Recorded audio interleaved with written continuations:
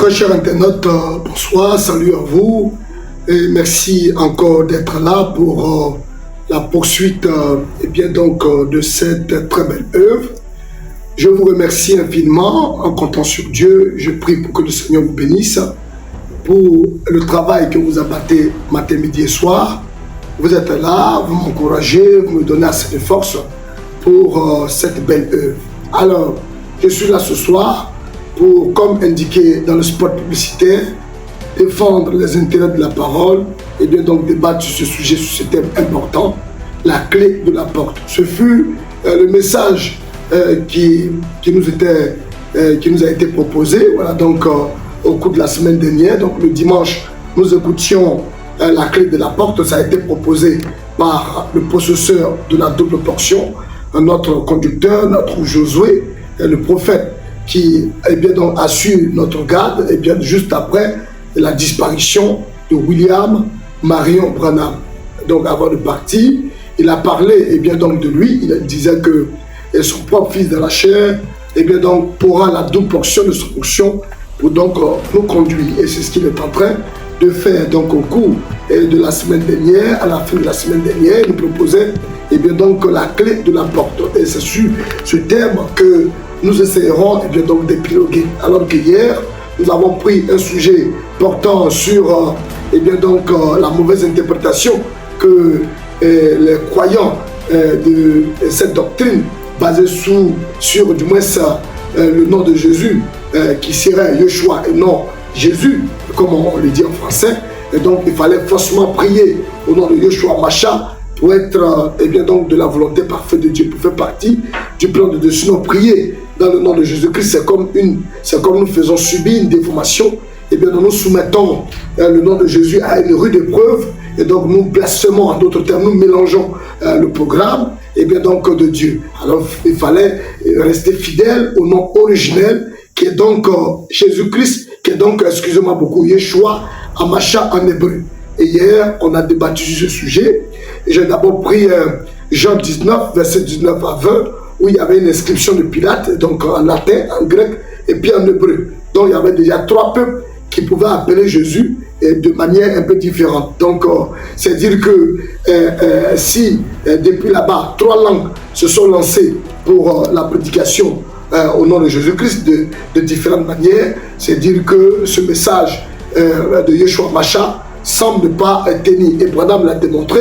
Il a démontré que si ces personnes-là veulent poursuivre cette lancée, elles devraient donc, voyez-vous, amener le monde entier à apprendre la langue hébreu. Donc nous allons prêcher en hébreu, puisque eux-mêmes, quand ils prêchent, voyez-vous, le message, ils ne prêchent pas en hébreu. Donc Branham a arrangé ça, il a classé, il a dit que c'était un mauvais esprit, un message impur, un message de séduction, un message qui procure la mauvaise vie et qui est sorti depuis la Virginie. Donc il a combattu ça. Et vous avez vu hier, avec les preuves, voilà, ça a été démontré clairement que cette doctrine doit être classée, balayée du revers de la main, et donc continuer, nous allons donc continuer notre chemin. Alors nous revenons sur le thème d'aujourd'hui, la clé donc de la porte.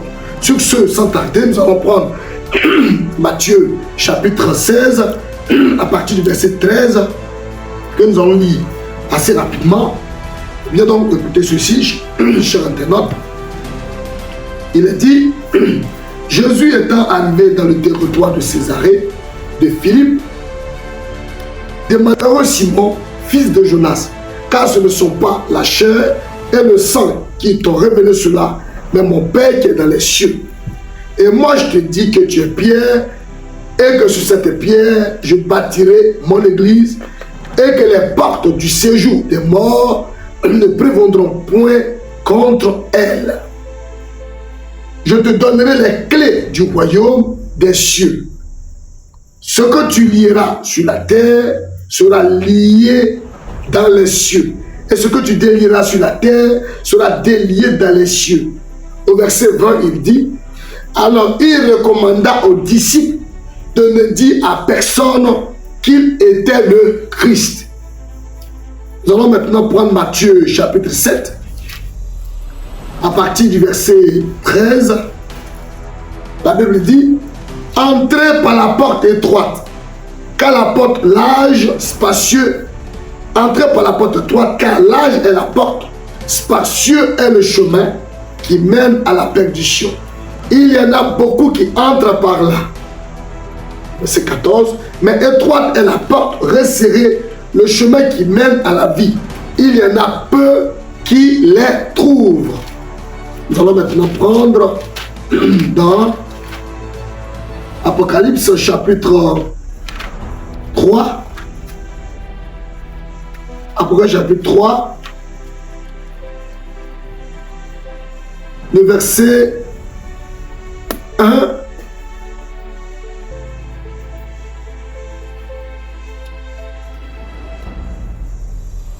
Excusez-moi, Apocalypse chapitre 3, le verset 7 à 8.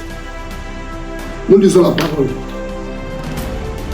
Écrit à l'ange de Philadelphie, voici ce que dit le Saint, le véritable, celui qui a la clé de David. Celui qui ouvre et personne ne fermera. Celui qui ferme et personne n'ouvrira. Je connais tes œuvres. Voici parce que tu as peu de puissance et que tu as gardé ma parole. Tu n'as pas renié mon nom. J'ai mis devant toi une porte ouverte que personne ne peut fermer. Donc, alors, très cher internaute, nous sommes en train de lire la parole. Nous allons donc prendre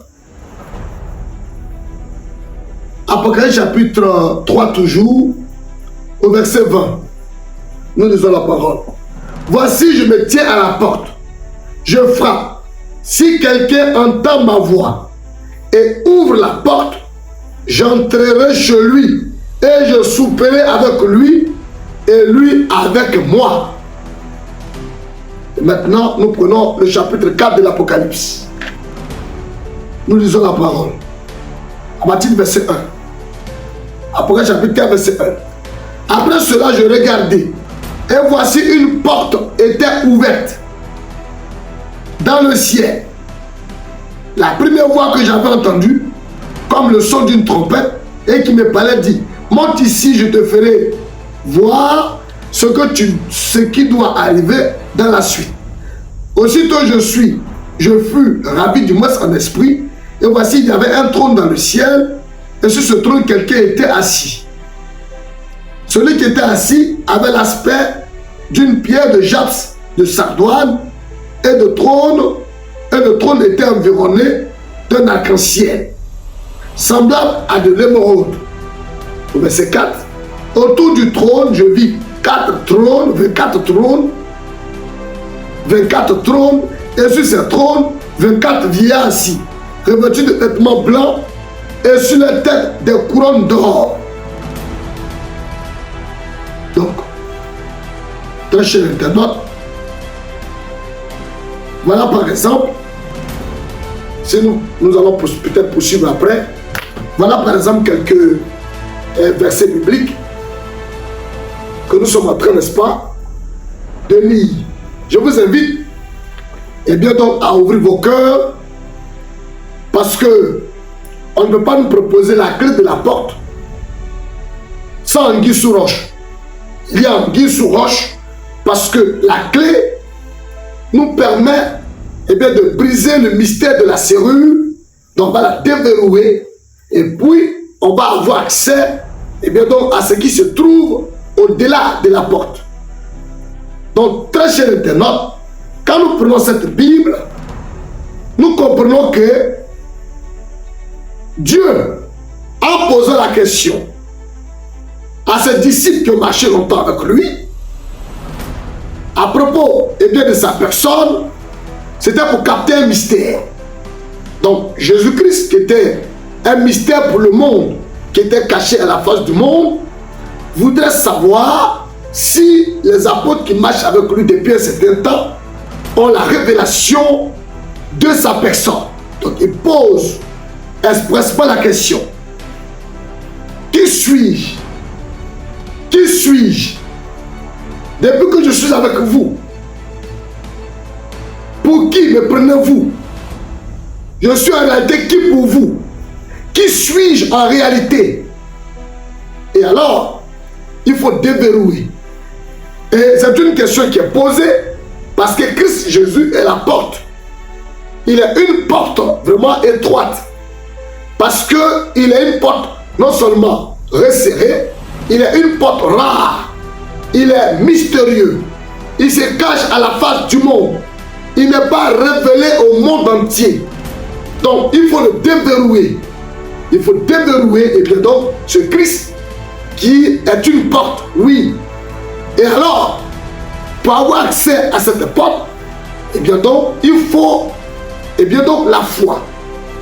La foi qui est une révélation. La foi, et bien donc, qui vient de ce qu'on entend, et ce qu'on entend qui vient de la parole de Dieu. Quand Jésus pose la question à Pierre dans cette Bible, Pierre trouve la réponse. C'est-à-dire que Pierre avait les clés, d'après cette parole, avait les clés du royaume des cieux. Pierre, ayant les clés du royaume des cieux, pouvait avoir accès à ce qui était au-delà de la porte.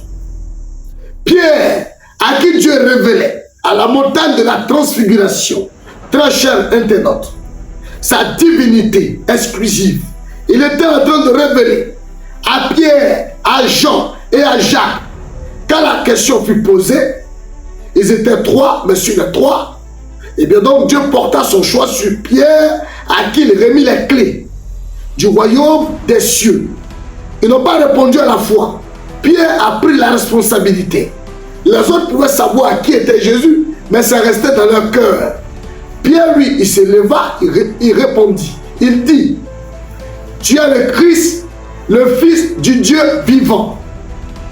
Il dit, rejette-toi, car ce ne sont ni la chair et le sang qui te l'ont révélé, mais c'est mon Père qui est dans les cieux qui te l'a révélé.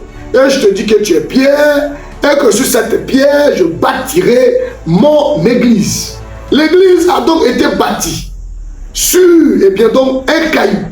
Et bien donc, tu es un caillou, et bien donc, sur ce caillou, je bâtirai mon église. Ce caillou a été brisé. Et nous avons découvert à l'intérieur de ce caillou un nom qui fut, jusqu'à présent, et bien donc, le nom de Jésus-Christ. Alors, l'église a été bâtie sur ce grand nom, appelé Jésus-Christ. Mais il y avait quelqu'un à qui Dieu remettait les clés du royaume des cieux, dont Pierre.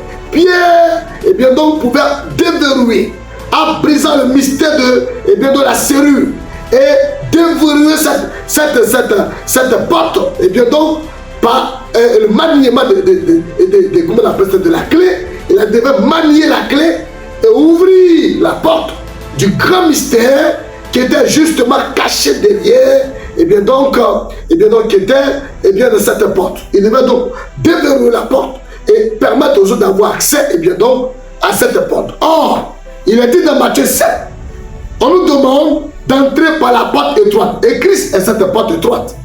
Parce que le chemin large, spacieux, ne mène qu'à la perdition. Mais le chemin étroit, resserré, mène à la vie. Je m'en vais donc vous dire, quand Jésus vint, il fit, et bien donc, il fut, du moins c'est ce qu'il a voulu dire, il fut la porte étroite. Comparativement à Moïse, qui devenait la porte, et bien large. Et cette porte n'était plus un mystère.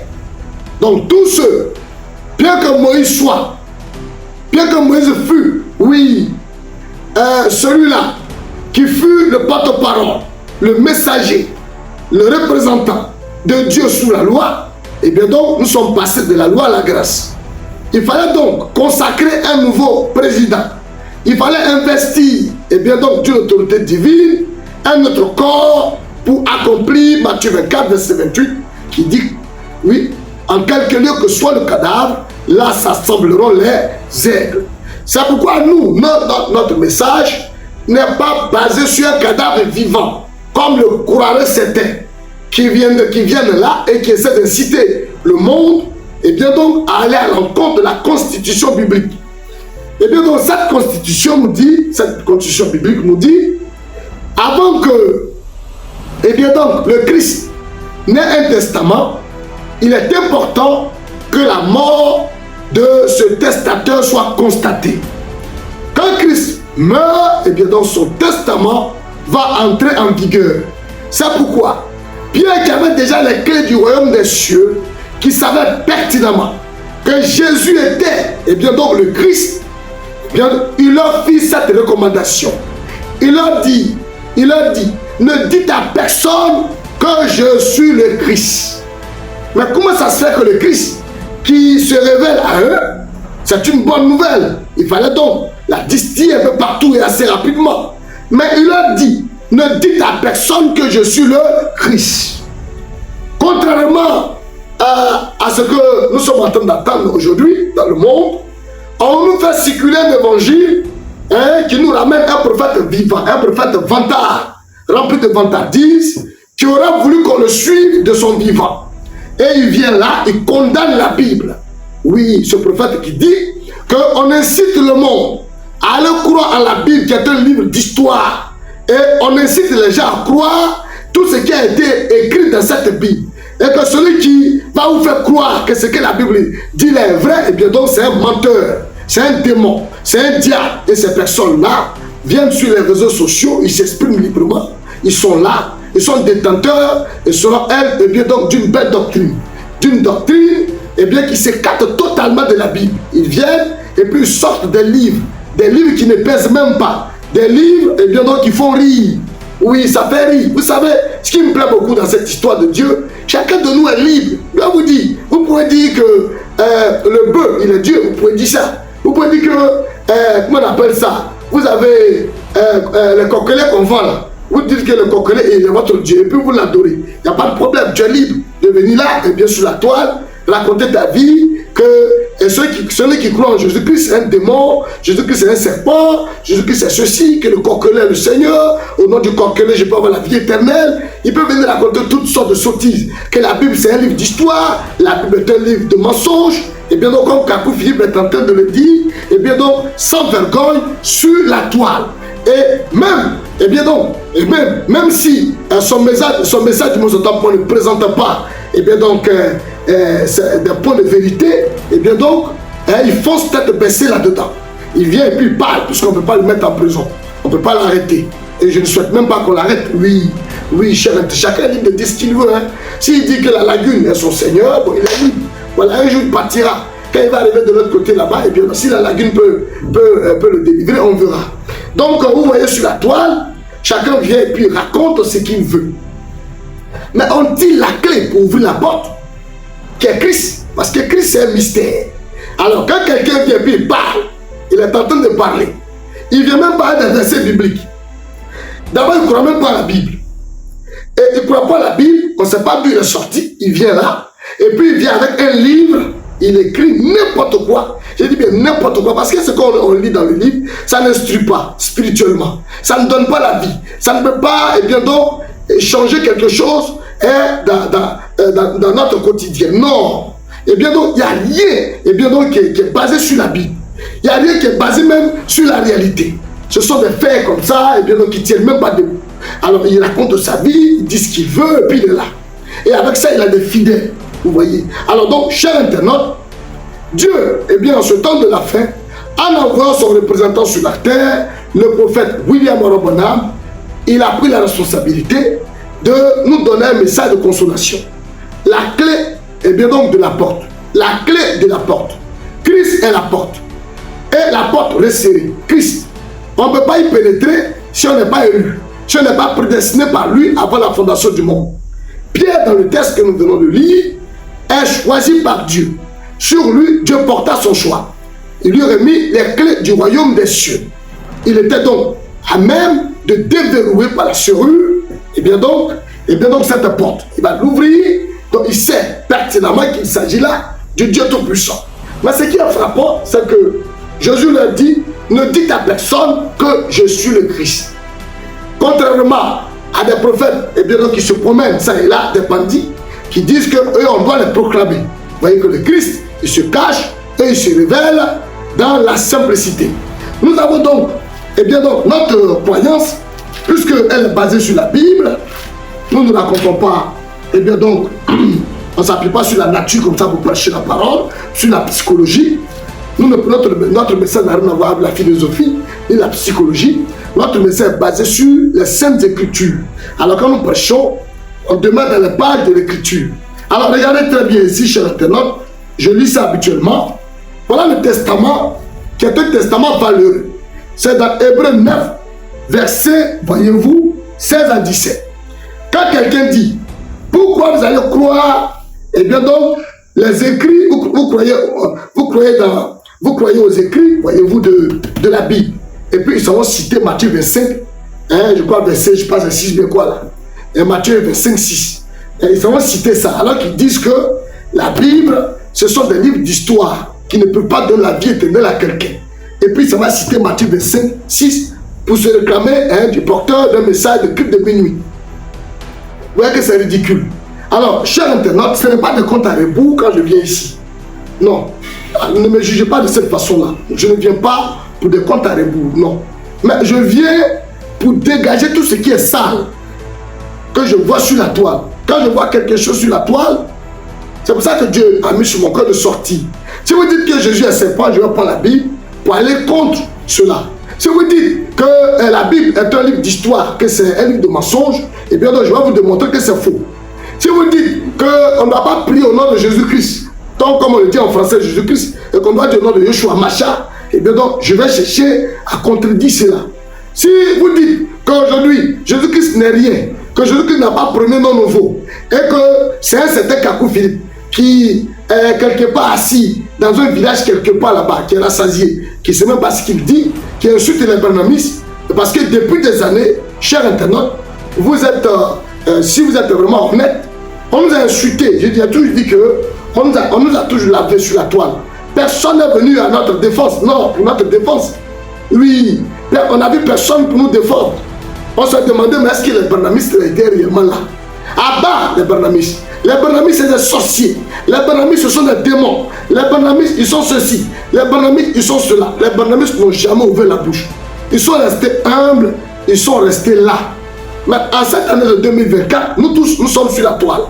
On est là, et bien donc pas pour insulter. On ne va pas répliquer par les injures. On va toujours intervenir avec les Saintes Écritures. Oui, c'est de ça qu'il s'agit. Matthieu 24, verset 28 nous dit, en quelque lieu que soit le cadavre, là s'assembleront les ailes. Il faut avoir la clé pour ouvrir cette porte. Parce que là, il faut comprendre le message qui est écrit là. En quelque lieu que soit le cadavre, là s'assembleront les ailes. Alors, donc les ailes vont se rassembler autour d'un cadavre. Donc ce cadavre que vous allez voir là, c'est un mystère. C'est Christ qui est là. Donc pour déverrouiller, parce que Christ la porte, il faut déverrouiller la porte. Pour déverrouiller Christ, eh bien, il faut une main remplie de conviction. Une main, eh bien donc de foi. Alors, il faut être sûr de ce que vous défendez.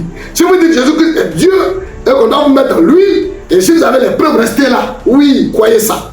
Si vous dites que Jésus-Christ est un homme nouveau, soyez convaincus que ce que vous dites là est fixé dans la parole. Vous savez, on peut être en train de dire une certaine vérité biblique. Et puis, l'individu à qui tu parles, il est conscient que c'est la vérité. Mais il n'est pas prêt pour l'instant à accepter, c'est tout. Il ne va pas accepter, il sait que c'est indiscutable. Ouais, parce qu'il est en plein dans le monde. Hein, il est en plein dans le monde. Il vit comment on appelle ça, à une vitesse inexprimable, inextricable. Donc, la vitesse qu'il a atteint en vivant dans le monde a atteint un certain sommet. Donc, il ne peut plus rebrousser chemin. Alors, il est conscient que ce que vous dites repose sur des faits bibliques. Et bien donc, il est conscient, il est pris là contre-pied. Il ne peut se mouvoir. Il sait pertinemment que vous dites la vérité. Son âme est secouée, son âme est imprégnée de la vérité. Il est conscient, mais il ne peut pas aussi vous condamner et puis il est dans son coin. Il ne condamne pas, il est dans son coin. Ça, il faut que les gens sachent que c'est pour ça qu'on va à l'école. Hein. Voilà, c'est pour ça qu'on est allé à l'école. On est allé à l'école pour avoir le minimum. Voilà, il ne s'agit pas de trop connaître. Non, Dieu n'est pas de la connaissance beaucoup élevé parce que la connaissance offre d'orgueil. Il est rare de voir quelqu'un qui connaît un peu, qui est humble. Parce que plus vous connaissez, moins vous vous éloignez de Dieu. Plus vous connaissez, moins vous devenez humble. Oui, vous n'êtes plus humble. Parce que vous croyez le centre de la terre. C'est vous qui voulez vous faire passer parce que peut-être vous n'êtes pas au jeu de Dieu. Oui, oui. Alors donc, la connaissance enfle d'orgueil. Mais donc c'est pour ça que, comme je l'ai dit, on est tous allés à l'école. Donc si quelqu'un est en train de mentir, vous êtes en train de soutenir une thèse, vous avancez une thèse, et puis vous êtes là, vous parlez, les internautes vous regardent. Vous prenez le verset biblique, vous commencez à parler. Ils sont là et vous regardent. Si c'est de Dieu, ils savent.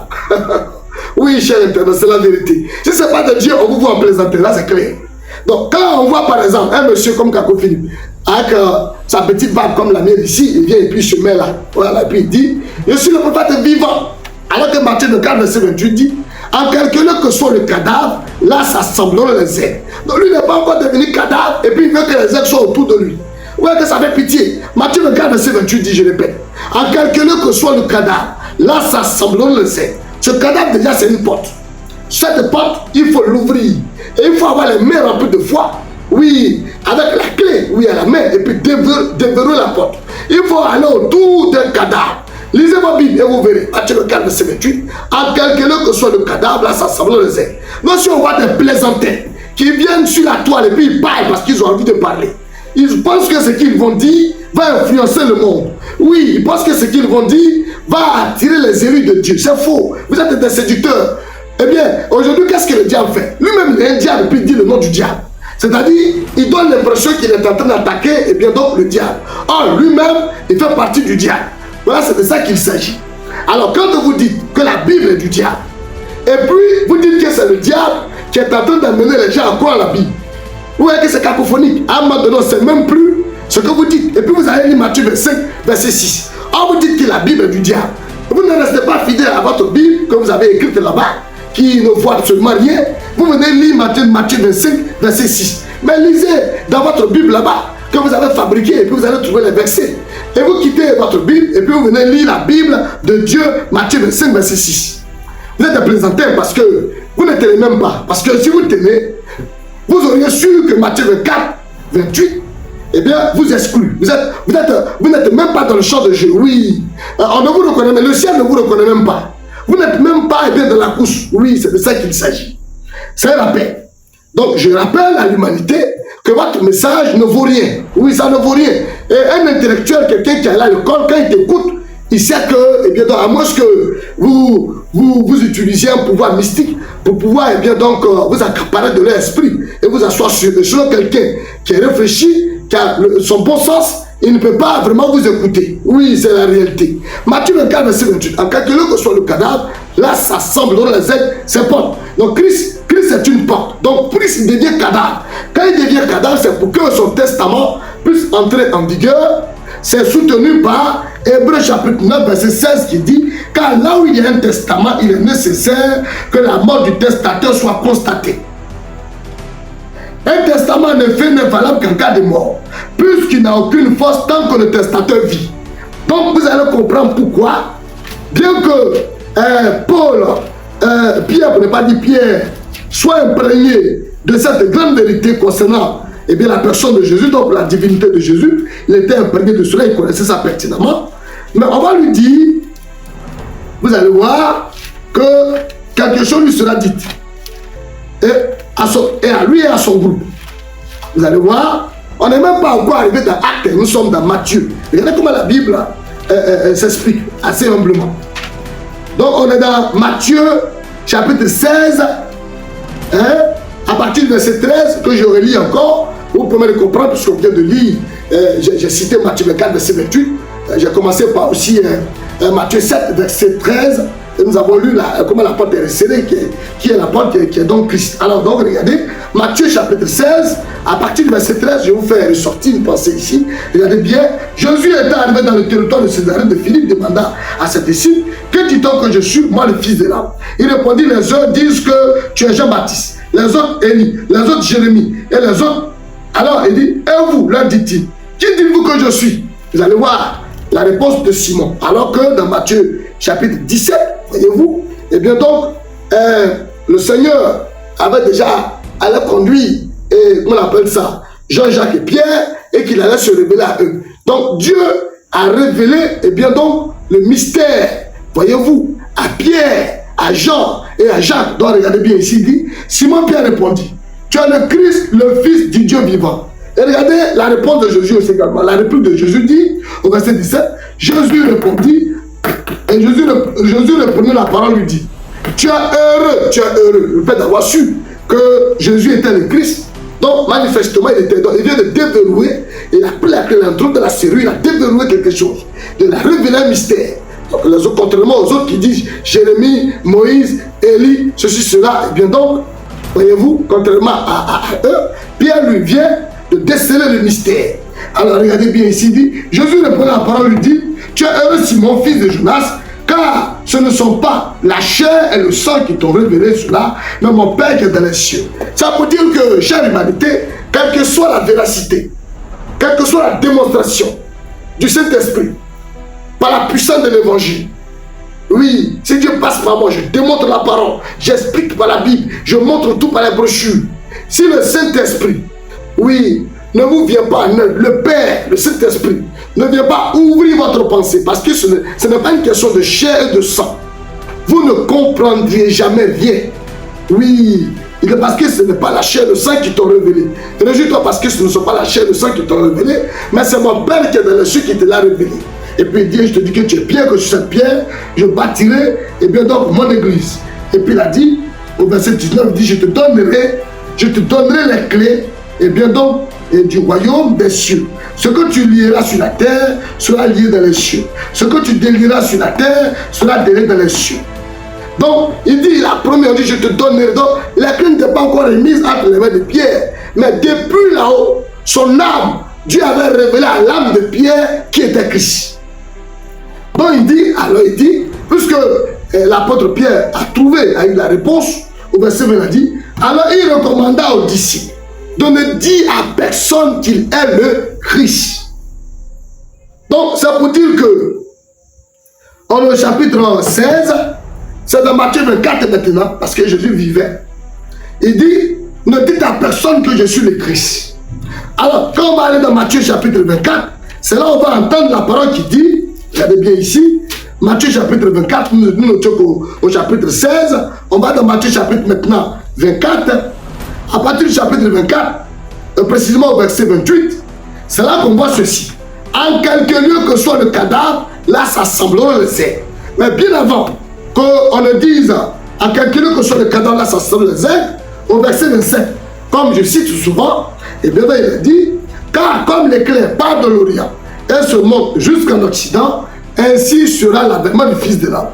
Donc Christ qui part en Orient, oui, et là-bas il a une porte. Quand il va revenir du côté occidental, il est encore une porte. Et donc, ici Dieu a permis qu'il y ait une clé pour déverrouiller la porte du côté oriental. Il devra aussi également avoir une porte pour déverrouiller la porte du côté occidental. Donc vous allez voir, et bien donc comment Christ vient. On explique ça dans Matthieu 24, verset 27. Car comme l'éclair part de l'Orient et se monte jusqu'en Occident, ainsi sera l'avènement du Fils de l'homme. Au verset 28, on est en train de dire aussi longtemps que ce Christ-là, qui est la porte-là, tant qu'il ne devient pas cadavre, tant qu'il ne meurt pas, son testament ne peut entrer en vigueur, ne peut être autour de lui. Oui, parce que le cadavre, c'est le corps du Christ. Et les aigles, ce sont les croyants, les véritables croyants, les chrétiens en qui Christ vit. Oui, c'est de ça qu'il s'agit. Maintenant, quand nous quittons maintenant Matthieu 24 au verset 28, je vais essayer d'élucider cette pensée pour dire que dans, comment on appelle ça, Hébreu, comme je l'ai lu tout à l'heure, pour fermer la bouche des plaisantins qui viennent sur la terre qui dit Israël est sorti par un prophète vivant, Israël est par un prophète vivant. Donc, vous êtes un prophète vivant, ça a quel sens? Vous avez quel rôle à jouer sur cette terre? Vous n'avez rien à jouer comme rôle, vous êtes des plaisantins, vous avez envie de parler, vous êtes libre d'insulter qui vous voulez, vous avez tellement insulté les gens. Nous aussi, on a une bouche, on peut vous répondre, mais ce n'est pas nécessaire. Votre violence sera, votre folie sera manifeste. Oui, vous voulez vous faire passer pour les agneaux, ce que vous n'êtes pas. Oui, depuis toujours, on sent l'aigreur. Vous avez toujours été irascible dans votre manière de faire, propre à la colère, oui. Vous avez toujours insulté, vous nous avez insulté. C'est maintenant en 2024 là que nous sommes sortis. Nous, on vient là et avec la Bible pour apporter le rectificatif. C'est vrai que ça allait un peu, on sent, quelqu'un peut peut-être traiter ça d'arrogant. Eh bien, mais il n'y a pas l'arrogance, c'est pas l'arrogance. Si vous voulez, c'est de l'arrogance contrôlée. Oui, une arrogance spirituelle. Parce que vous avez vu que dès le début, j'ai toujours défendu les différentes, eh bien donc, croyances des gens. Je dis, chacun est libre de croire ce qu'il a envie de croire. Voilà. Si votre croyance est fausse, sachez que Christ va condamner la croyance. Mais il ne va pas condamner vous-même votre personne. Et je l'ai toujours dit, il ne faudrait pas qu'on s'acharne sur les gens. Et c'est vous qui avez toujours été les premiers à insulter les gens, à dénigrer les gens. Nous, on est resté calme. On a eu la maîtrise de soi pendant toutes ces années. Moi, je suis à Yamsoukro ici. Ça me faisait un peu, j'avais un peu honte. Oui, quand je voyais les gens, à bas les Bernamis, à bas, c'est comme si on ne connaissait rien. On est resté, le Seigneur dit. J'étais là, j'étais meurtri. Dans mon cœur, c'était difficile pour moi. Je pleurais ma foi. Pas pour ne pas dire parfois. Parfois, je pleurais. Je disais au Seigneur, regarde, on a humilié sur toute la ligne, aide-nous. Il dit, ne sors pas. Le temps arrive où tu sortiras. Donc, si quelqu'un croit qu'il maîtrise la Bible, moi, je ne maîtrise rien. Moi, je ne connais rien. Mais quand je viens ici, vous voyez comment Dieu me permet d'évoluer humblement. Je viens là humblement. Quand je dis quelque chose, je n'avance pas ça comme ça dans le vide. Quand je dis quelque chose, c'est écrit. Quand je dis, je vais montrer. Quand je dis, je vais montrer. C'est comme ça qu'il faut prêcher l'évangile. Donc, on nous dit la clé de la porte. La clé de la porte. En ce temps de la fin, il y a aussi une porte. Oui, la porte que nous devons, eh bien donc, étudier. Il y a la serrure qui est là. On doit, eh bien donc, chercher une clé. Une clé adaptable à une main spécialisée. Oui, une main qui est venue depuis le ciel. Une main qui va manier, oui, par le biais de la foi, par l'entremise de la foi, par le canal, parce que la foi, oui, c'est un mystère. Et donc, il faut se saisir de ce mystère, et puis déverrouiller, et bien donc, par la serrure, et bien donc, cette porte. Alors, quand nous avons déverrouillé, je viens par exemple dire, Jésus-Christ a promis un nom nouveau déjà, et bien donc, c'est avec une clé, la parole, que je commence à l'ouvrir. Quand je l'ouvre, et bien donc, quelqu'un peut se mettre à discuter. Lui là-même, qu'est-ce qu'il raconte là-bas? Branham dit là où ça? C'est un démon. Ce n'est pas grave, c'est pas bien grave. Branham est un démon. Mais je j'attire ton attention pour te dire, on avait une clé comme ça, et on était arrivé, on a ouvert la porte, on a essayé de déverrouiller, on nous a donné la clé depuis le ciel, on a mis dans la serrure. Et alors, c'était l'Ancien Testament qui était là. Donc, il y avait une porte qui était fermée, et bien donc la porte n'était pas ouverte dans un premier temps. Et bien donc, quand la porte sera ouverte, vous allez voir que, arrivé au code de l'Apocalypse, la porte va rester ouverte. Voilà, quand la porte reste ouverte, et bien donc, ce n'est pas un mauvais présage, mais c'est dire que il y a encore une porte devant. Donc la porte ouverte ouvre notre pensée, bien donc sur une porte qui est encore devant, et cette porte a besoin aussi également d'être déverrouillée.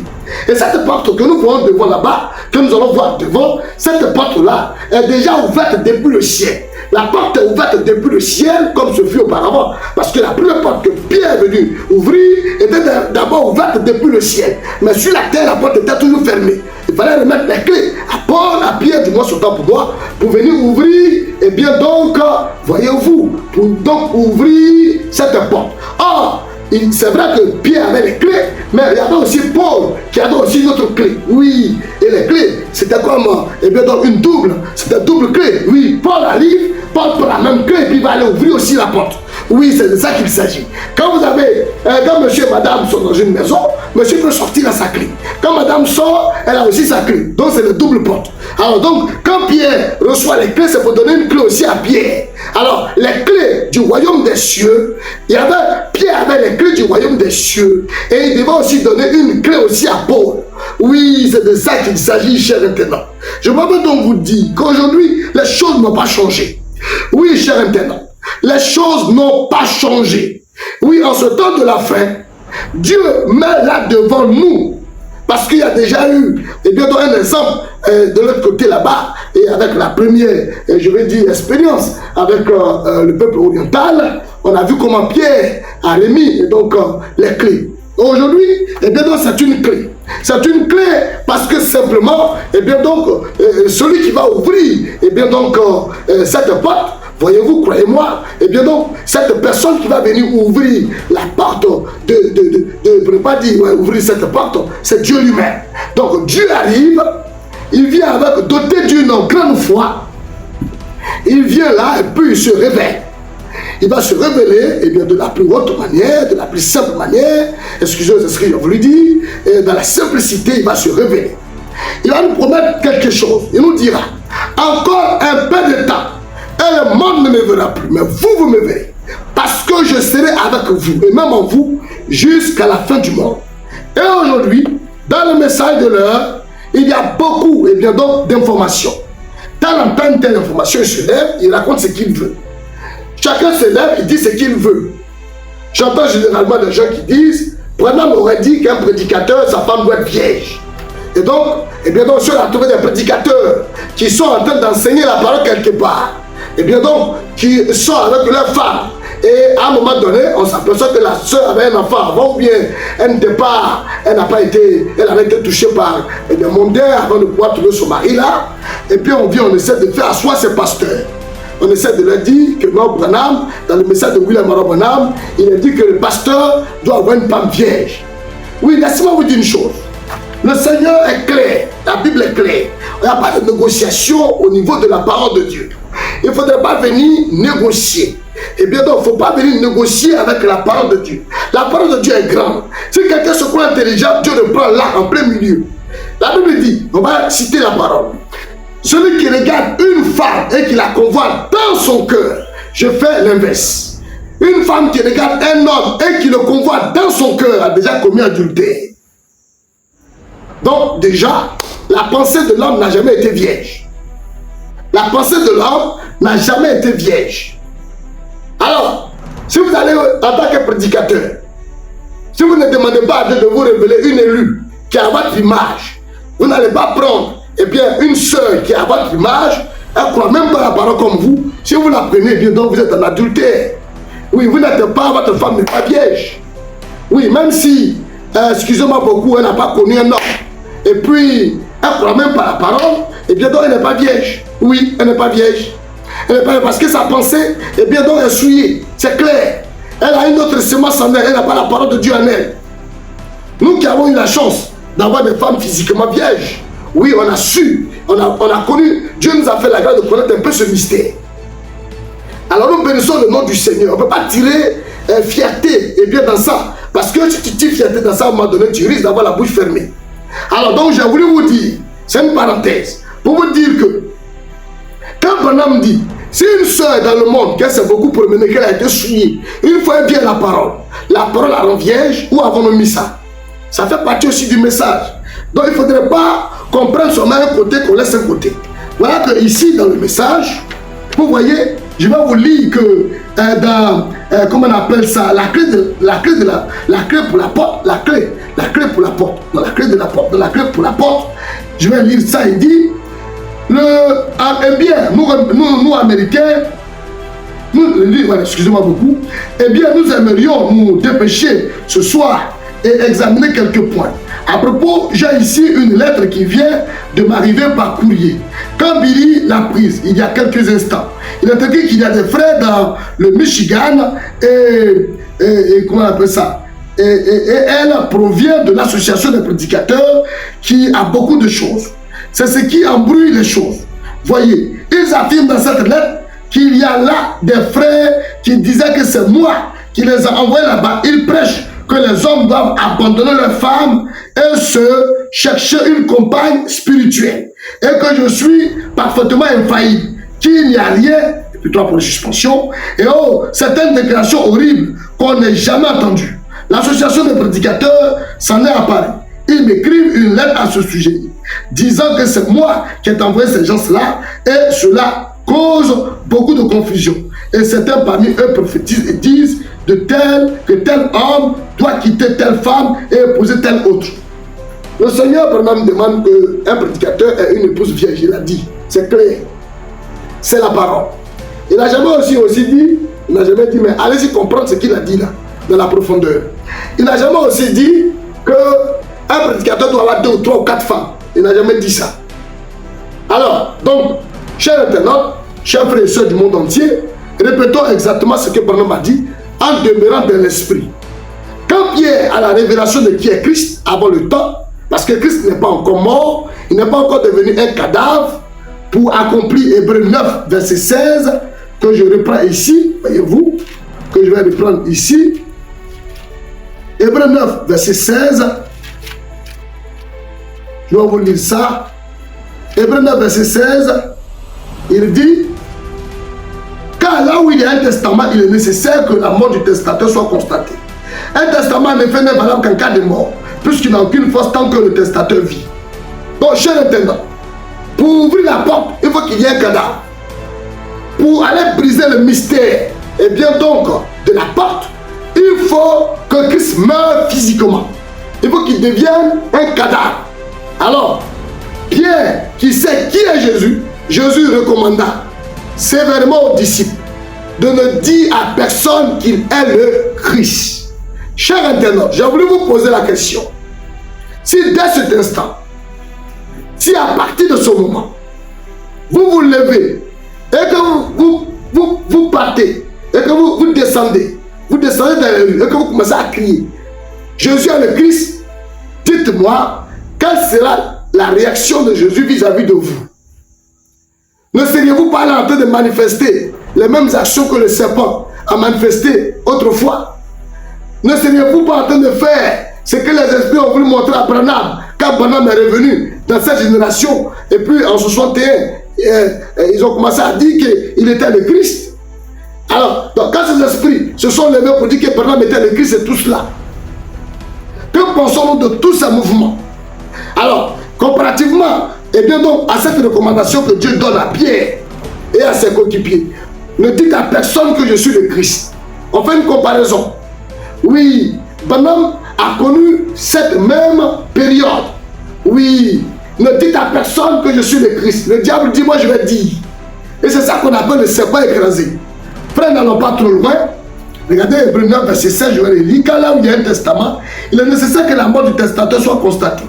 Un testament, en effet, n'est valable qu'en cas de mort, puisqu'il n'a aucune force tant que le testateur vit. On a tout cela à l'école. Quand je lis ça, et que vous comparez la doctrine de Kakou Philippe à ça, vous ne voyez pas que c'est un faux type qui est en train de mentir aux gens, qu'il veut là s'attirer une foule, et bien donc de croyants, pour peut-être s'occuper de lui.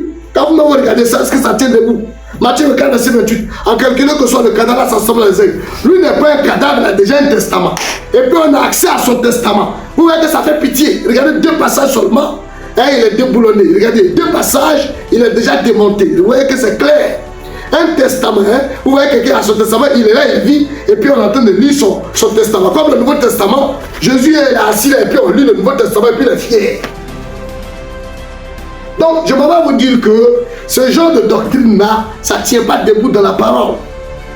Alors, donc, quand je reviens ici pour dire que dans Matthieu, comment on appelle ça, 16, Matthieu 16, à partir du verset, comment on appelle ça, Matthieu 16, verset 1 déjà, Matthieu 16, à partir du verset 1, et on lit, on descend au verset 20, il a dit, alors il recommanda aux disciples de ne dire à personne qu'il était le Christ. À quel moment vont-ils, parce que c'est un verset, on dit, il recommanda aux disciples de ne dire à personne qu'il était le Christ. Si vous restez juste par ça, vous n'allez jamais prêcher Jésus-Christ. Cher internaute, vous n'allez jamais prêcher Jésus-Christ. Si on prend ce seul verset, Matthieu 16, verset 20, alors il recommanda aux disciples de ne dire à personne qu'il est le Christ. Ah, c'est la bonne nouvelle, mais ce n'est pas la bonne nouvelle. Mais pourquoi de son vivant? Il demande aux gens, pourquoi a-t-il dit, ne dites à personne que je suis le Christ? Parce qu'il savait que dans Matthieu 24, il allait venir leur dire, ici, au verset Matthieu 24, verset 28, il allait venir leur dire ceci. Voilà pourquoi il a dit, ne dites à personne que je suis le Christ. Il est venu leur dire ça. En calculant que soit le cadavre, là, ça semblait les aides. Donc, au verset 27, il dit, car comme l'éclair part de l'Orient, donc il est en Orient, il va mourir, il va avoir un testament. Il va venir en Occident, il va mourir, il aura encore un testament. Alors, quand il va en Orient, qu'il a un testament, il devient un testament, il faut pierre pour ouvrir la porte. Quand il va venir maintenant du côté occidental, il faut encore une autre clé pour ouvrir la porte du côté occidental. Donc la clé pour la porte. La clé pour la porte aujourd'hui, eh bien donc, c'est la révélation. La révélation qui ouvre la mémoire de l'humanité.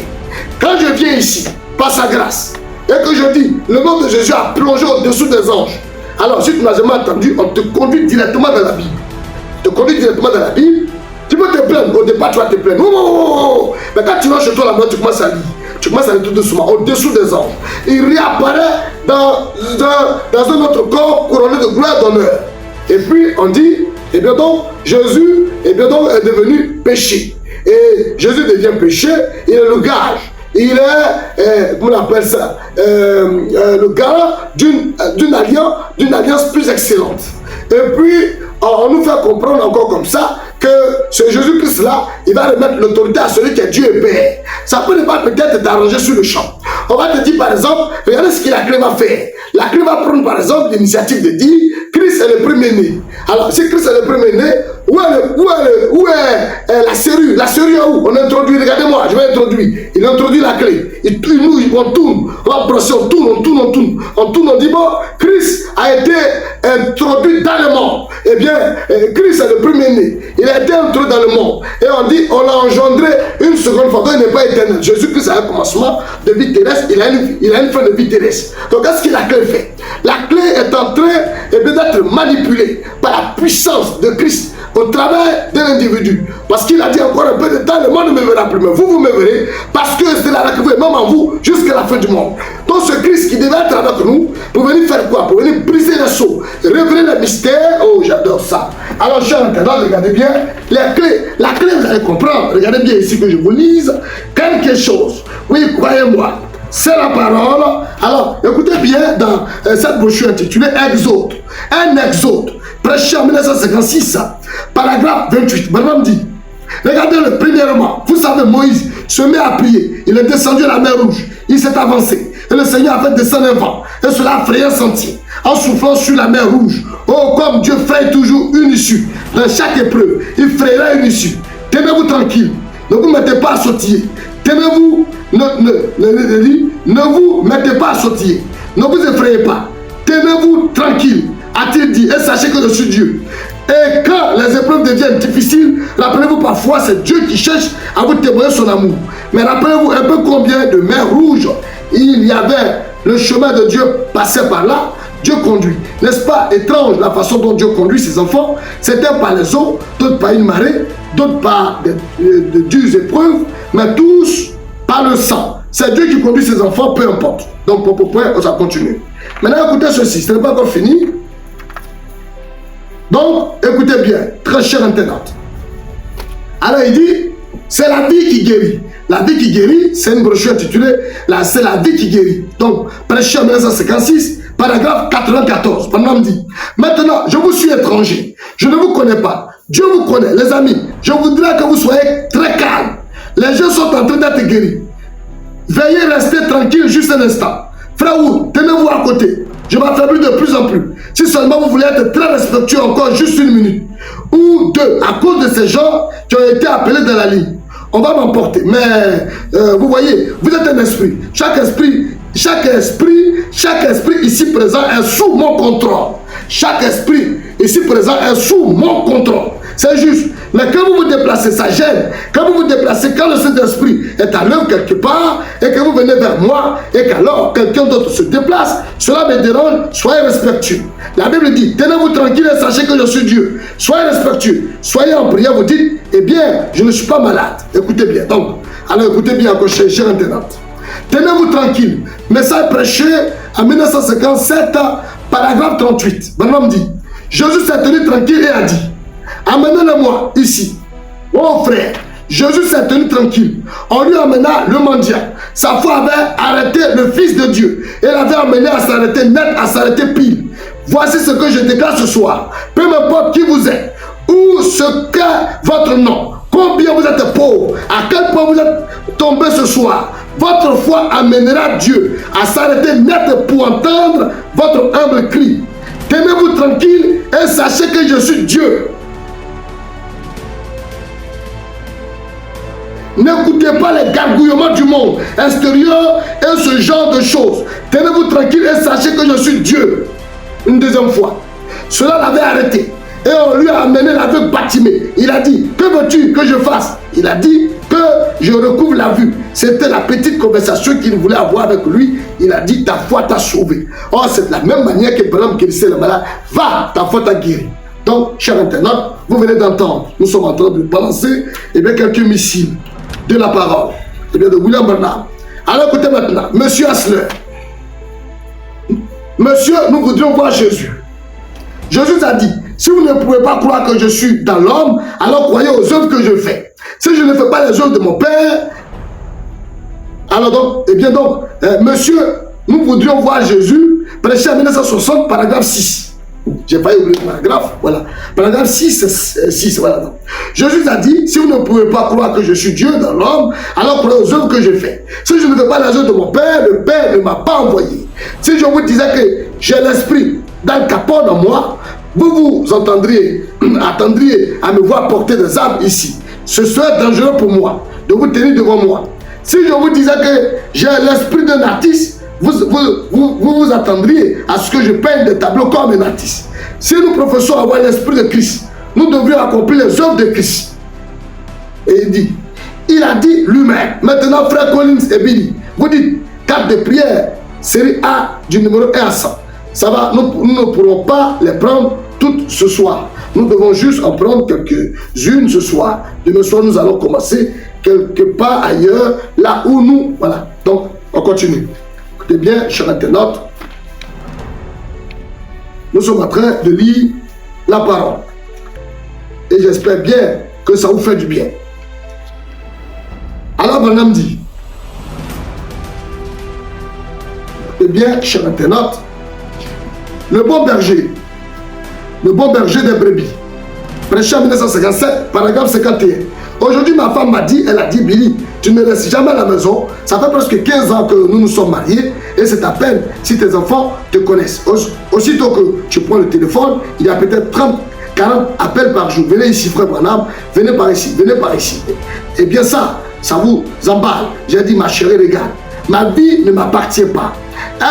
Elle ne t'appartient pas non plus. Je suis Dieu, je suis, et puis il dit, je suis. Il a voulu dire, il a dit, je suis, et puis il a mis 3 points de suspension. Il dit, Dieu m'a offert comme un don au public. J'appartiens au public. Eh bien, ce que vous en faites, ça, c'est entre vous et Dieu. Ce n'est pas moi. Moi, je suis un homme, mais l'esprit qui est ici, dedans, est un service public de Dieu pour vous. Est un service public de Dieu pour vous. L'esprit qui est en moi là, c'est Dieu qui est en moi pour vous. C'est ça qu'il est en train de parler. Vous pouvez recevoir cela ou le rejeter. Par exemple, vous pouvez le recevoir ou le rejeter. Ce que vous en faites, c'est votre problème. Vous pourrez penser que ça doit se faire avec éclat. Ça doit se faire avec éclat. Nous aurions aussi pensé que Jean aurait eu de l'éclat, mais il s'est tenu avec là. Il s'est tenu dans la boue, avec la boue. Donc, regardez bien, c'est la parole que nous sommes en train de citer. Alors, expectative. Expectative, prêché en 1951, paragraphe 65. Il dit, disons, gloire au Seigneur, le ministre sera bien portant.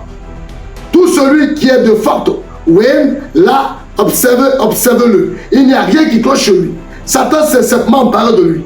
C'était tout, une peur. Beaucoup de gens disent, eh bien, ressaisissez-vous. Comment le pouvez-vous? Alors qu'il y a quelque chose là pour vous effrayer. Et regardez ici, révérend. Vous qui venez d'être guéri, regardez ici, sachez de quoi je parle. Il y a au moins 60% des gens assis ici ce soir qui souffrent de la même chose. Ils souffrent de nerfs. Combien seront sincères pour dire qu'ils sont nerveux? Levez la main. Comment ça? Environ 60%. Est-ce vrai? D'accord, cela montre que je suis. Cela montre que je suis. Et puis il a mis 3 points de suspension. Il dit, Dieu me révèle de quoi je parle. Est-ce vrai? Quand ce démon vous a quitté, il a secoué partout là comme ça. Cela m'a aveuglé pendant quelques minutes. Je pense que chacun de vous, maintenant, même pendant. Donc, on continue. Alors, cherchez Jésus. Prêché en 1954, paragraphe 53. Branham dit, je souhaiterais que la sœur à l'orgue, si elle le veut, juste lentement joue, et bien dans un accord, reste avec moi. Ou quelque chose comme cela.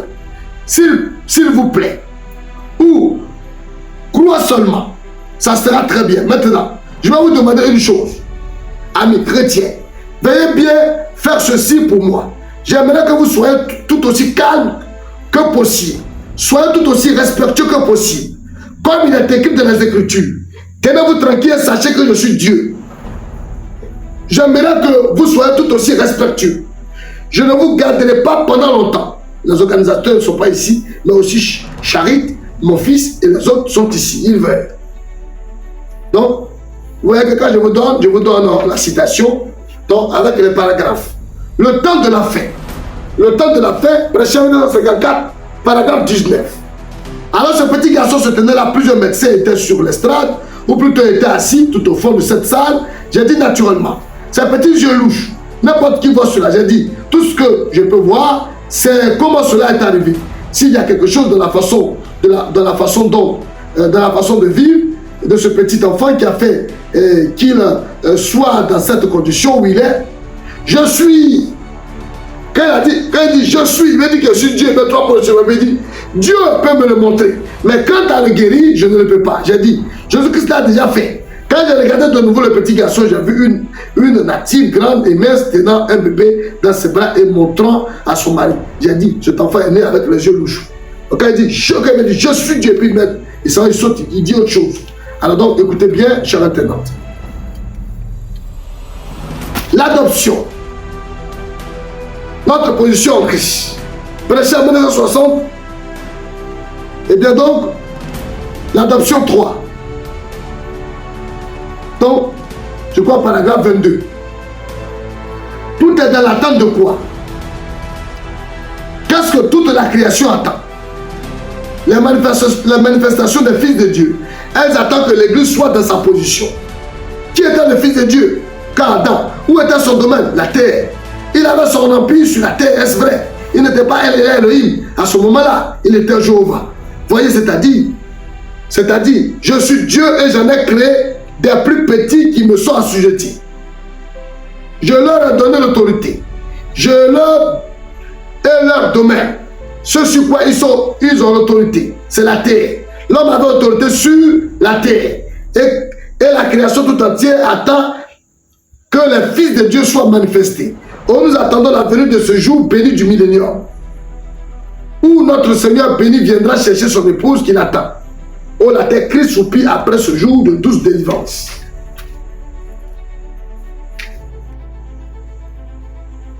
Alors il dit, écoutez bien, chers internautes,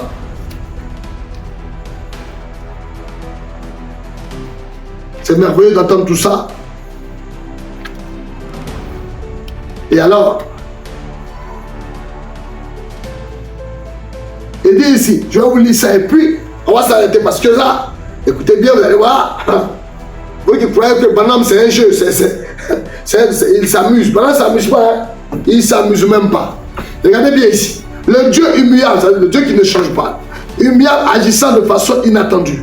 Le Dieu immuable agissant de façon inattendue. Il a été diable. C'est le titre même fait déjà peur. Le titre de la brochure, c'est le Dieu immuable. Le Dieu immuable agissant de façon inattendue. Donc, prêché en 1962, paragraphe 12. Ils ont mis, prêché en 1962, ils ont mis 4, -4, 05, 12, 0. Donc, à vous de voir. Vous pouvez taper si vous voulez, vous allez voir ça. Dans la table, si vous voulez. Maintenant, il dit, mais il y a une chose qui ne change pas, c'est Dieu. Il y a une chose qui ne change pas, c'est Dieu. Il reste le même. Et puis Branham dit, je suis Dieu et je ne change pas. Peu importe combien de temps s'écoule, Dieu n'a jamais changé d'un iota. Il ne peut pas changer. Quelle condition? La raison pour laquelle il ne peut pas changer, c'est parce que Dieu est infini. Tout ce qui est infini ne peut pas changer. Il a déjà montré sa position. Et puis il dit, encore, juste en bas il dit, cette fois-ci,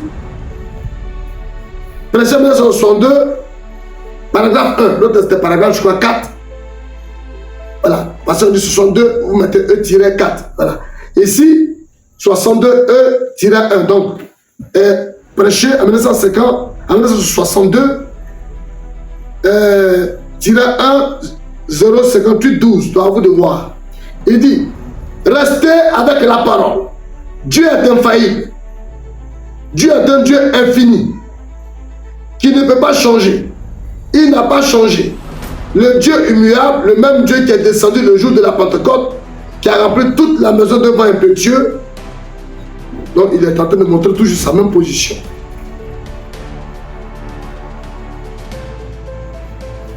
Branham dit, dans celui qui est en vous, prêché en 1963, paragraphe 101, il a dit, je suis celui qui a apaisé les vents sur la mer. Je suis celui qui a calmé les vagues. C'est moi qui ai créé les cieux et la terre. N'est-ce pas moi? Moi qui t'ai dit de parler pour ces écureuils, ils ont été créés. Et puis Branham dit, je suis Dieu. Vous allez dire que non, que c'est Jésus qui parle. C'est ce que vous avez toujours dit. Mais l'écureuil là, quand Branham parlait, Jésus n'était pas là. Oui, cher internaute. La création, ce n'est pas du jeu. Jésus lui-même, le premier corps, il s'est servi de l'eau pour transformer en vin. Il s'est servi du pain, puis il a multiplié un poisson. Mais ici, là, il n'y a rien. Il parle, donc il est la parole. Donc quand on dit, la preuve qu'on a reçue de cette version aujourd'hui est la même qu'à l'époque de notre Seigneur, c'est de recevoir la parole de vérité pour le jour où l'on vit. Et que Jésus n'a jamais insisté sur l'importance des œuvres, comme il a fait sur l'importance de la parole. Il savait que si les gens recevaient la parole, les œuvres suivraient, c'est biblique. Et puis il a dit, si vous voulez avoir la dignité parmi vous, alors ne permettez jamais à qui que ce soit, ni à quoi que ce soit, de s'interposer vous et cette parole. Ce que je vous donne ici, la parole, est une révélation de moi-même. Je suis la parole, souvenez-vous-en. Madame dit, 3 sortes de croyants. Prêché en 1963, paragraphe 98. Il dit, Dieu a dit, je suis l'Éternel qui te guérit de toutes tes maladies. Je suis Dieu, je ne change pas. Amen. Et Dieu est la parole. Donc quand on dit je suis la parole, voyez ce qu'il est là. Et Dieu est la parole. Et si Dieu ne change pas, comment la parole changerait-elle? Voyez-vous, je suis Dieu, je ne change pas. C'est ce que dit l'Écriture. Dieu l'a dit lui-même. S'il ne peut pas changer, alors il est la parole. Donc, les frères et sœurs, il dit la parole. Au commencement était la parole, et la parole était avec Dieu. Et la parole était Dieu. La parole immuable. La parole inchangeable. Et la parole a été faite chair et a habité parmi nous. Amen, certainement. Donc quand Branham dit, je suis la parole, souvenez-vous-en, il n'y a plus de discours à faire. C'est ça, la clé pour la porte. Branham et Dieu est la clé pour la porte. Oui, cher internaute. Vous allez voir que dans Apocalypse chapitre 3, le Seigneur dit, il y a une porte qui a été ouverte, que personne ne peut fermer. Il y a une porte qui a été ouverte, que personne ne peut fermer. Mais il dit, à cause de la tentation qui va venir sur le monde, regardez bien ici, cher internaute, on va lire ça, vous allez voir. Dans Apocalypse chapitre 3, à partir du verset, comment on appelle ça, verset 7 du moins, on lit. Regardez bien ici, cher internaute. Écrit la langue de l'église de Philadelphie, voici ce qu'il dit. Ce qu'il dit, le Saint véritable, celui qui a les clés, celui qui a la clé du moins ça. Écoutez bien, et je vais le lire au verset 7 de Apocalypse chapitre 3. Écrit la langue de l'église de Philadelphie. Voici ce que dit le Saint. Le véritable, celui qui a la clé de David. Celui qui ouvre et personne ne fermera.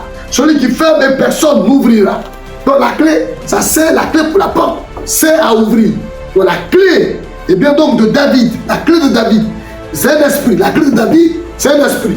La clé de David, c'est un esprit. Ça reprend la clé que l'épouse utilise pour briser les mystères. Oui, cher internaute. Alors il dit, je connais tes œuvres, voici parce que tu as peu de puissance, que tu as gardé ma parole, que tu n'as pas renié mon nom. J'ai mis devant toi une porte ouverte que personne ne peut fermer. Tu as gardé ma parole. Oui, la parole au commencement, au temps oriental, c'était Jésus-Christ. Maintenant, quand cette parole promet encore de revenir, elle nous promet maintenant non nouveau.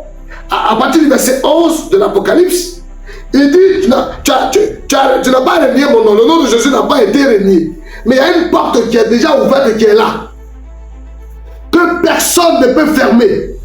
Mais cette porte est ouverte à quel niveau? Cette porte, dans un premier temps, n'est pas ouverte sur la terre. La porte est ouverte premièrement dans le ciel. Alors, j'ai voulu que vous sachiez que dans, comment on appelle ça, Apocalypse chapitre 4, la Bible dit, je regardais et voici, une porte était ouverte dans le ciel. Verset 1. Après cela, je regardais et voici, une porte était ouverte dans le ciel. La voix que j'ai entendue, comme le son d'une trompette, ou qui me disait, monte ici et te ferai voir ce qui doit arriver dans la suite. Donc la porte qui est ouverte au chapitre 4 de l'Apocalypse n'est pas ouverte d'un premier temps sur la terre. La porte est ouverte dans le ciel. Donc on brise, on déverrouille la porte depuis le ciel. Maintenant, quand c'est déverrouillé depuis, parce que c'est Christ la porte, quand la porte est déverrouillée depuis le ciel, parce que c'est un nouveau corps qu'on va prendre pour envoyer sur la terre, et bien donc, là on tire ça de la colonne de feu de l'ancien des jours, on tire la porte sort de l'ancien des jours, et bien donc, et son reflet sera William Branham sur cette terre. Et donc, cette porte que vous allez voir ici, et bien donc, vient pour s'exprimer, vient pour s'exposer. Maintenant, quand elle vient s'exposer là, elle va rester ouverte toujours, mais fermée aux yeux du monde. Et maintenant, il va falloir la clé de David, il va falloir la révélation, il va falloir la fronde, il va falloir le mystère, il va falloir les secrets, il va falloir les déclarations. Oui, il va sentir qu'il s'est fait un grand nom. On ouvre une porte. Il va sentir qu'il s'est fait un grand nom. Pour lui-même et pour ses adeptes. En effet, tant que Dieu a ce temps dans lequel nous vivons, jusqu'à ce que Jésus se révèle à ses frères, il sera adoré et honoré, bien que sous notre nom. Si tu as là l'école que tu es intelligent, tu dis, Branham dit, on doit l'adorer sous un autre nom. Et puis on dit, regardez bien, Hébreux 2, verset 11. Car celui qui est sanctifié, ceux qui sont sanctifiés sont tous issus de Dieu. C'est pourquoi la parole de les appeler frères. Et puis on dit par là, ça c'est la clé qui ouvre encore la porte. Regardez bien ici. Après on dit, Christ est de nouveau entré dans le monde, au verset 6. Et on demande aux anges de l'adorer. Ça, la clé a encore ouvert la porte. Maintenant on dit, oui, il a aimé la justice et il a aimé l'iniquité. Et puis on dit, c'est pour ça que ton Dieu t'a oint une huile de joie au-dessus de tes égaux. Ça c'est une porte. Donc on ouvre encore la porte. Et puis on se rend à Hébreux 2, verset 11. Car celui qui sanctifie et ceux qui sont sanctifiés sont tous issus de ceux. C'est pourquoi on n'a pas honte de les appeler frères. Maintenant on dit, Apocalypse 2, 17, que celui qui a des oreilles écoute ou entendre, c'est que l'esprit des églises, à celui qui vaincra, je donnerai de la manne cachée, et je lui donnerai un cahier blanc sur lequel est écrit un nom nouveau que personne ne connaît, si ce n'est celui qui le reçoit. Boire, ça c'est une porte. On ouvre encore la clé de David, la fronde, la révélation ouvre encore une porte. Ensuite, on s'en va dans Apocalypse 3, verset 11 à 13. Je viens bientôt. Tiens, femme, ce que tu as, avant que personne ne prenne ta couronne. Celui qui vaincra, je ferai de lui une couronne dans le temple de mon Dieu. Il n'en sortira plus. Je crierai sur lui le nom de mon Dieu, le nom de la vie de mon Dieu, la nouvelle Jérusalem qui descend du ciel, de près de mon Dieu, et ainsi que mon nom nouveau. Ça reste toujours fermé. On revient maintenant dans la révélation des 7 sur la page 161, paragraphe 283. On prend la clé, on va ouvrir la porte. Alors, un Jésus son ensuite était rédempteur. Il nous fait la conquête, la mort et les séries de mort qui les a vaincus, monté en haut. Il a reçu un nouveau, raison pour laquelle vous criez comme ils le font et qu'ils ne reçoivent rien. Ce sera révélé dans les tonnerres. Alors, les tonnerres, c'est la voix de Dieu. Oui, cher internaute. Voilà comment, et bien donc, la clé commence à être manipulée par la main de l'épouse. La clé de David, la révélation, la fronde en ce temps de la fête. Oui, sachez, tenez-vous tranquille et sachez que je suis Dieu. Oui, ça c'est une porte. Oui, regardez bien ici. Oui, regardez la clé.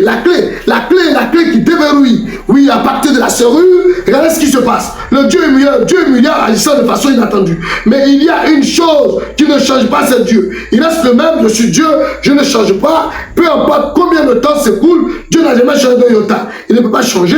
Quelle position, la raison pour laquelle il ne peut pas changer, c'est parce que Dieu est infini et tout ce qui est infini ne peut pas changer. Donc, oui, la parole, c'est et bien donc la clé. C'est la foi. Oui, je peux venir là et vous dire que vous l'avez pendant mes Christ. Vous allez me dire que je raconte ma vie. Mais Daniel 7, 13 à 14, vous pas l'ôter. Oui, croyez-moi. Daniel 7, 13 à 14, tiens debout. Oui, on vit approcher quelqu'un et bien de l'ancien des jours. Et on lui donnait la domination et le règne. Et alors, Dieu, Jésus-Christ, est descendu, oui, pour prendre une photo avec William Branham. Et les esprits ont voulu qu'il vende cette photo. Il dit, jamais je ne la vendrai. Parce que le respect que Jésus-Christ a eu pour moi, pour prendre une photo avec moi et bien je la garde. Je vais faire quoi avec ça? Non, je ne peux pas les vendre. C'est trop précieux pour moi. Oui, alors Dieu est descendu vers son nouveau corps. Ils ont pris photo. Oui, chers internautes. Alors dans le monde entier, nous avons vu ça. Nous avons vu Dieu lui-même descendre. Oui, quel est le nom de son père, quel est le nom de son fils? Le sais-tu? On a demandé à Job. Celui qui est monté et qui est descendu, le sais-tu, tu le connais? Est-ce que tu le connais réellement? Eh bien, oh, cher internaute, c'est la parole. Celui qui est monté et qui est descendu, est-ce que les gens le connaissent réellement? Oh, croyez-moi. Oh, croyez-moi, oui, c'est la parole. Cher internaute, je vous en prie. Ne blasphémez pas la parole. N'allez pas combattre la parole. La parole, c'est la parole. Oui, cher internaute, la parole nous réjouit. La parole nous rend heureux. Oui, croyez-moi. William Branham est la parole de ce jour. William Branham est le Christ. William Branham, oui, est la consolation. William Branham est le chemin, la vérité, la vie en ce temps de la fête. William Branham est Jésus-Christ qui est le chemin, la vérité et la vie. William Branham est Jésus-Christ de nouveau revenu, qui est le chemin, la vérité et la vie. Il est le nom nouveau de Jésus. William Branham est la parole, et étant la parole, il est le nom nouveau de Jésus. Il est le frère en Christ. Oui, affectueusement. Oui, frères et sœurs du monde entier, vous qui êtes dans le monde, Dieu vous accorde la possibilité de l'appeler frère. Et c'est Hébreux 2, verset 11. Si vous n'êtes pas d'accord, allez-y fouiller. William Branham vous sanctifie. Oui, il me sanctifie, il te sanctifie. Vous allez me dire, c'est dans quelle Bible? C'est Hébreux 2, 11. Car celui qui sanctifie et ceux qui sont sanctifiés sont tous issus d'un seul. C'est pourquoi il n'a pas honte de les appeler frères. Au verset 12, je publierai ton nom. Oui, à mes frères, je te célébrerai au milieu de l'assemblée. Célébrer veut dire louer publiquement, exaltons publiquement William Branham. Louons William Branham, Père, Fils et Saint-Esprit. Dans la chair exprimée, dans la chair humaine, il créera les écureuils. William Branham a marché dans les rues de Jeffersonville. Dieu a de nouveau visité la terre. Arrêtez l'intellectualisme dans le message. Arrêtez le raisonnement.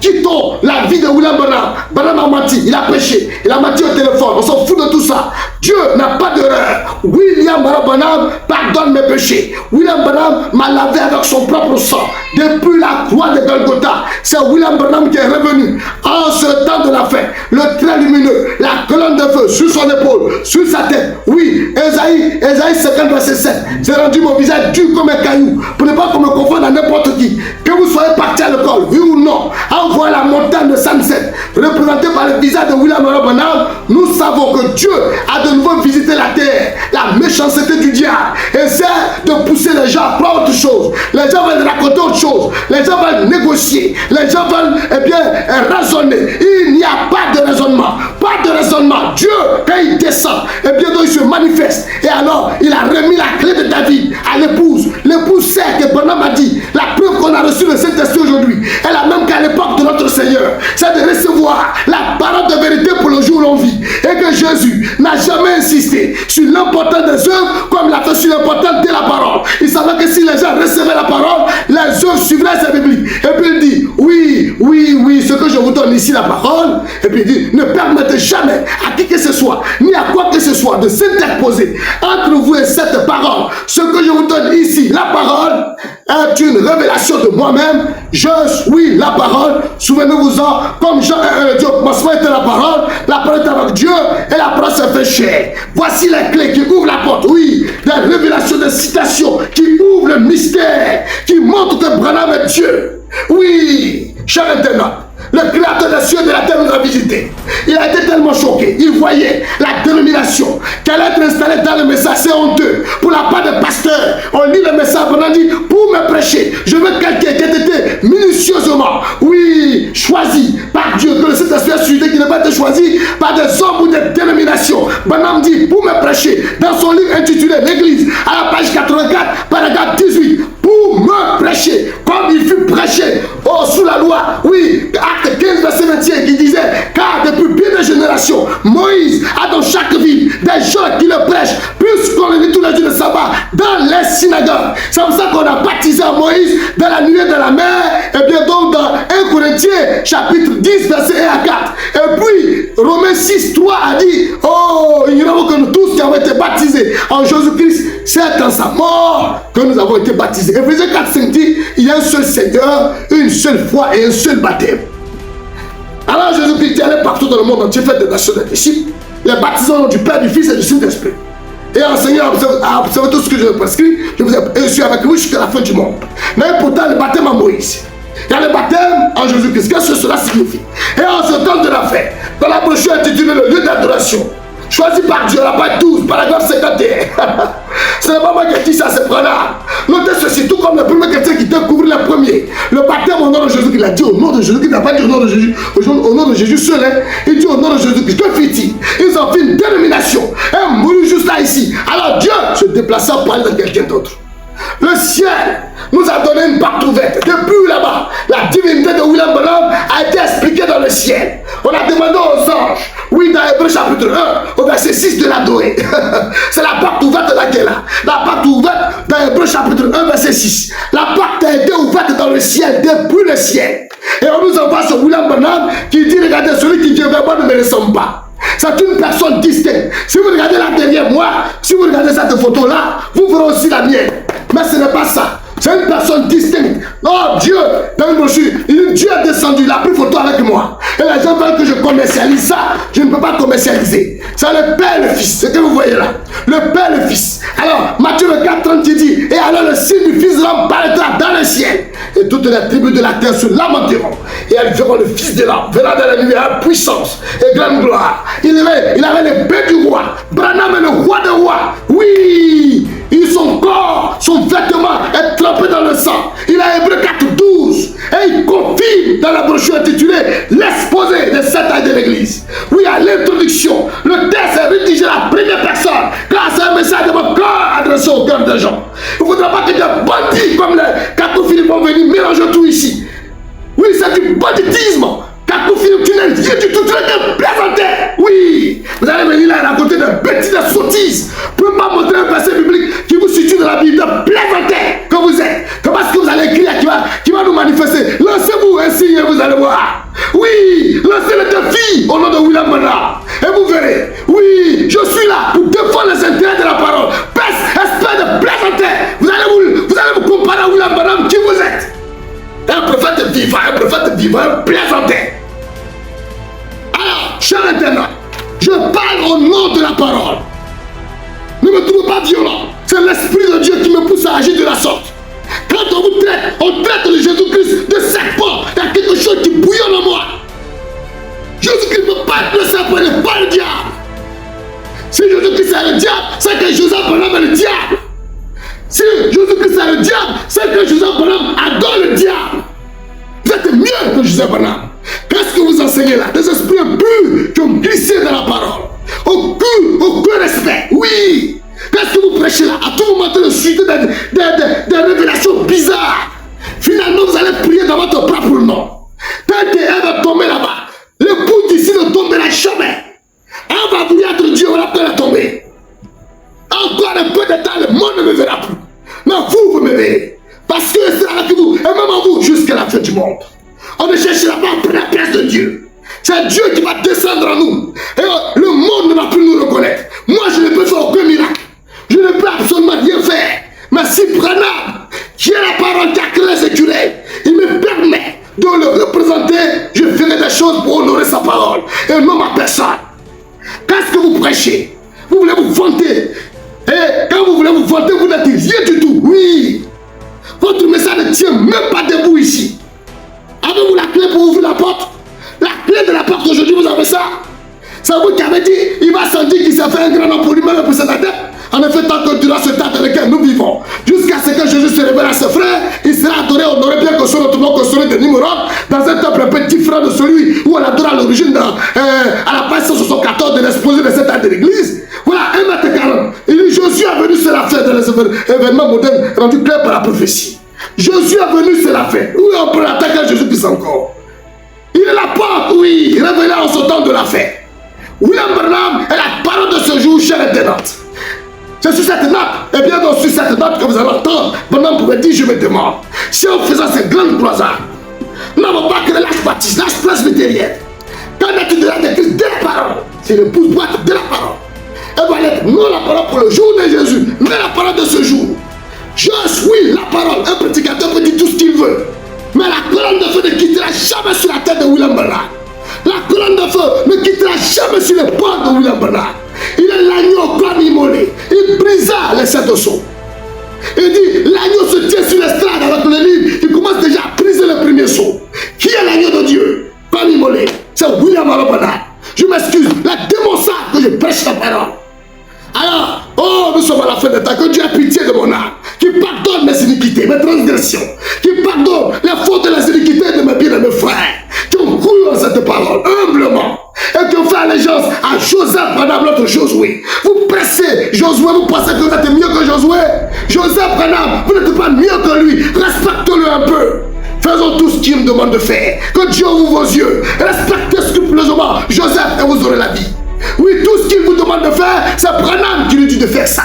Oui, et nous nous attendons au reste. Que Dieu soit loué. À demain, chers internautes, chers frères et sœurs du monde entier.